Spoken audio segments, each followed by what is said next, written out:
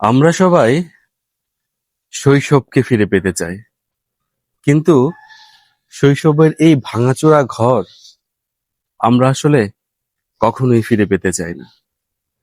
আমরা নতুনত্ব খুঁজি, কিন্তু ঠিক নতুনত্ব খুঁজতে গিয়ে আমরা আমাদের শৈশব যে কখন হারিয়ে গিয়েছি সেটা আমরা বুঝতেই পারি না।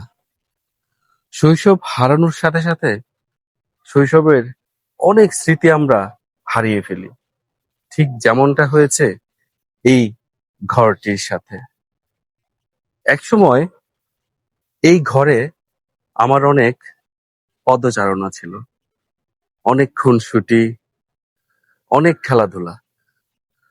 এই উঠোন জুড়ে অনেক অনেক অনেক স্মৃতি রয়েছে, অনেক খেলাধুলা, অনেক বালিতে গড়াগড়ি, অনেক ধরনের স্মৃতি, যেই স্মৃতিগুলো খুব খুব খুব মনে পড়ে। কিন্তু স্মৃতিগুলা মনে পড়ে ঠিকই, কিন্তু স্মৃতিগুলার সাথে এই যে এই ঘরটা দেখতে পাচ্ছেন, এই ঘরের কথা কিন্তু খুবই কম মনে পড়ে। আমাদের না, শুধু আমাদের সবার। এর কারণটা কি জানেন? নতুনত্বের ভিড়ে আমরা আসলে আমাদের পুরনো স্মৃতিগুলো ভুলে যাই। এই উঠোনে কত বছর ধরে পা পড়ে না, অথচ একটা সময় শৈশব কেটেছিল এই উঠোনে, এই ঘরে।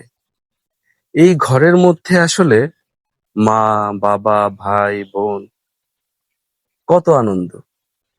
ছোট্ট এই কুটির ঘরে একটা সময় কিন্তু রাত্রি যাপন হতো, খাওয়া দাওয়া হতো। সত্যি বলতে অনেক স্মৃতি। আমরা যারা নতুনদের ভিড়ে পুরনোদের হারিয়ে যাই, এটা কিন্তু আমাদের বাস্তবিক জীবনে সহসাই ঘটে থাকে। আপনারা দেখে থাকবেন যে আমরা আমাদের পুরনো যে বাড়ি, আমাদের পুরনো বাড়ি রেখে আমরা কিন্তু নতুন বাড়ি, নতুন ঘরের ঠিকানা খুঁজি। কিন্তু তদ্রূপ আমরা কিন্তু আমাদের বয়ঃসন্ধিকালে যখন আমরা বুড়ো হয়ে যাই, ঠিক তখন কিন্তু আমরা সেই শৈশবের কথা বারংবার মনে পড়ে। কিন্তু আমরা অনেকেই আছি পুরনো এই ভিটা, পুরনো এই ঘর, পুরনো এই উঠোন, সবকিছু আমরা ভুলে যেতে শুরু করি।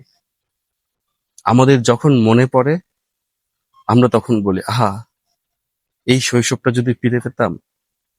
কিন্তু আমরা এই পুরনো ঘরে কিন্তু আর ফিরতে চাই না, যে পুরনো ঘরেই কেটেছিল আমাদের সুন্দর শৈশব।